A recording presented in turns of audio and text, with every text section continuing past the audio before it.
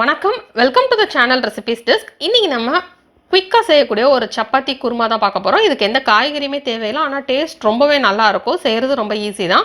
First இதுக்கு என்னென்ன பொருட்கள் தேவைன்னு பார்த்துட்டு எப்படி செய்கிறது அப்படின்றது இந்த வீடியோவில் பார்க்கலாம். இதுக்கு தேவையான பொருட்கள் 3 பெரிய வெங்காயம், 2 தக்காளி, தேங்காய் சின்ன துண்டு, 7 பல் பூண்டு, ஒரு துண்டு இஞ்சி, கருவேப்பிலை கொஞ்சம், 1 டேபிள் ஸ்பூன் சோம்பு, 2 டீஸ்பூன் நிலக்கடலை, 3 பச்சை மிளகாய், 1 பெரிய வெங்காயம், 1 தக்காளி, இது தனியாக தாளிக்கிறதுக்கு, மல்லி இலை கொஞ்சம், ஒரு அன்னாச்சி பூ, ஒரு துண்டு பட்டை, கல்பாசி கொஞ்சம், பிரியாணி இலை 1, 1 டேபிள் ஸ்பூன் வத்தல் தூள், 1/2 டீஸ்பூன் கரம் மசாலா, 1/2 டீஸ்பூன் மஞ்சள் தூள். ஃபஸ்ட்டு நம்ம சின்ன சின்ன துண்டாக நறுக்கி வச்சுருக்கிற வெங்காயத்தை ஒரு மிக்சி ஜாரில் எடுத்துடலாம். நெக்ஸ்ட் அது கூட சின்ன சின்ன துண்டாக நறுக்கி வச்சுருக்கிற தக்காளி சேர்த்துடலாம். இப்போ இதில் சின்ன துண்டாக நறுக்கி வச்சுருக்கிற இஞ்சி சேர்த்துடலாம். நெக்ஸ்ட் இதில் தோல் உரிச்சு வச்சுருக்கிற பூண்டு சேர்த்துடலாம். நெக்ஸ்ட் இதில் நறுக்கி வச்சுருக்கிற பச்சை மிளகாய் சேர்த்துடலாம். நெக்ஸ்ட் இதில் நிலக்கடலை சேர்த்துடலாம். நெக்ஸ்ட் இதில் சோம்பு சேர்த்துடலாம். நெக்ஸ்ட் இதில் சின்ன சின்ன துண்டாக நறுக்கி வச்சுருக்கிற தேங்காய் சேர்த்துடலாம்.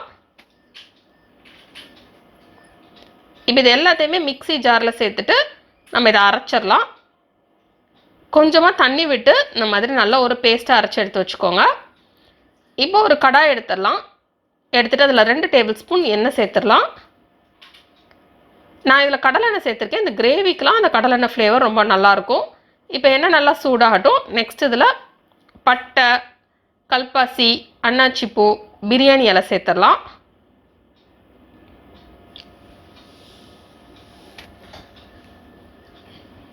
இப்போ இதை ஃப்ரை பண்ணிடலாம். இதுலேருந்து நல்ல ஒரு ஃப்ளேவர் வரட்டும்.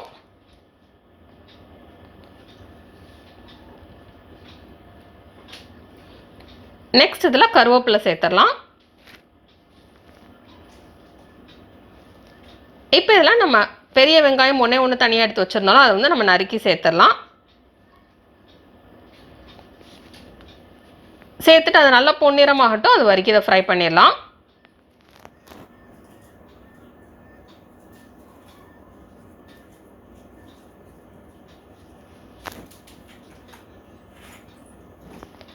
வெங்காயம் ஃப்ரை ஆனதுக்கப்புறம் நம்ம ஒரே ஒரு சின்ன தக்காளி வச்சுருந்ததை சின்ன சின்ன துண்டாக நறுக்கி சேர்த்து அதையும் ஃப்ரை பண்ணிடலாம்.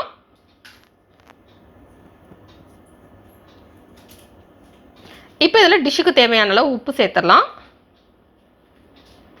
உப்பு சேர்த்து மிக்ஸ் பண்ணிடலாம்.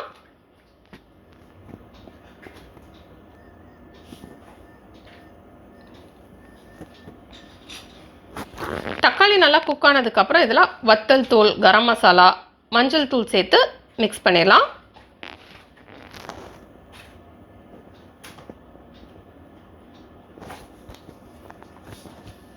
இப்போ இதெல்லாமே மிக்ஸ் பண்ணதுக்கப்புறம் நம்ம அரைச்சி வச்சுருந்த அந்த பேஸ்ட் சேர்த்துடலாம்.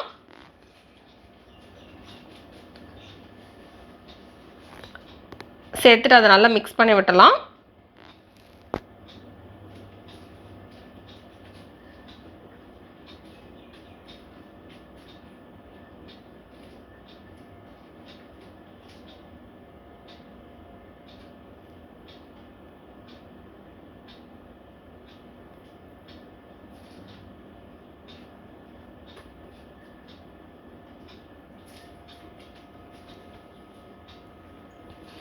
இப்போ நம்ம டிஷ்ஷுக்கு தேவையான அளவு தண்ணி சேர்த்துடலாம்.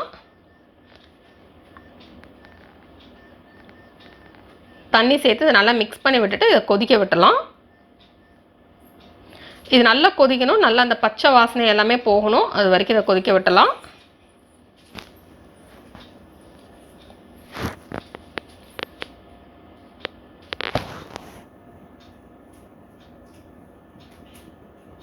இதில் வந்து நம்ம எதையுமே ஃப்ரை பண்ணி சேர்க்கலாம். அப்படியே நம்ம அரைச்சதுனால இதை நல்லா கொதிக்க விட்டுடலாம். ஹை ஃப்ளேமில் வச்சு 10 நிமிஷம் கொதிக்க விட்டுட்டு லோ ஃப்ளேமில் வச்சு ஒரு 15 நிமிஷம் கொதிக்க விட்டலாம். இப்போ நல்லா கொதிச்சிருச்சு, எண்ணெயெல்லாம் தெளிஞ்சு மேலே வந்துருச்சு.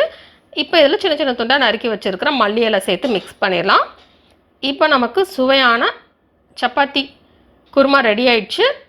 இது பூரி சப்பாத்தியோடலாம் வச்சு சாப்பிட்றதுக்கு ரொம்ப நல்லாயிருக்கும். இந்த ரெசிபி நீங்கள் வீட்டில் ட்ரை பண்ணி பாருங்கள். இந்த ரெசிபி உங்களுக்கு பிடிச்சிருந்தா லைக் பட்டன் கிளிக் பண்ணுங்கள். உங்கள் ஃப்ரெண்ட்ஸோட இந்த ரெசிபி ஷேர் பண்ணுங்கள். மறக்காம இந்த சேனலுக்கு சப்ஸ்கிரைப் பண்ணிவிட்டு பக்கத்தில் இருக்கிற பெல் ஐக்கான் ப்ரெஸ் பண்ணிக்கோங்க. இந்த ரெசிபி ட்ரை பண்ணிட்டு எப்படி வந்திருக்கு அப்படின்றது கீழே உள்ள கமெண்ட்ஸ் பாக்ஸில் மறக்காமல் சொல்லுங்கள்.